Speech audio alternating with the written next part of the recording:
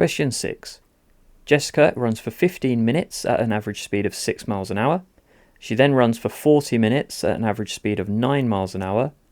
It takes Amy 45 minutes to run the same total distance that Jessica runs.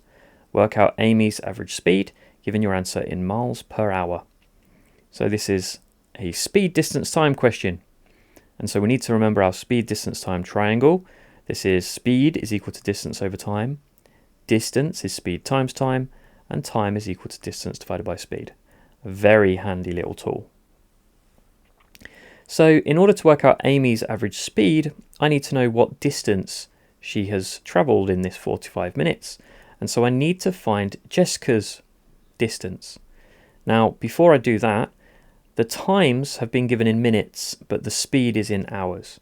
So I might just look at converting my minutes into hours. They are rather convenient times. 15 minutes, hopefully we know, is quarter of an hour. We could do 15 divided by 60. 40 minutes is 2/3 of an hour. Again, we could divide it by 60. And 45 minutes is 3/4 of an hour. Now we've got those in hours, let's look at the distance that Jessica runs. Jessica's distance is the sum of two parts. So for the first part, she's got a speed of 6 miles an hour for 15 minutes. So that's a quarter. That's a quarter of an hour times 6. And then the second part of the journey is 40 minutes. That's 2/3 of an hour times the speed of 9. And adding those up, we get 7.5 miles. So the total distance that she's travelled is 7.5 miles in those combined 55 minutes.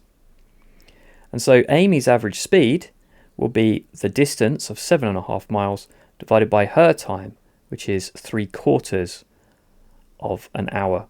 And I've written 3/4 here as 0.75, as we can see quite clearly that 7.5 divided by 0.75 is 10. Now this is a calculator paper, and so Amy's speed in miles per hour is 10.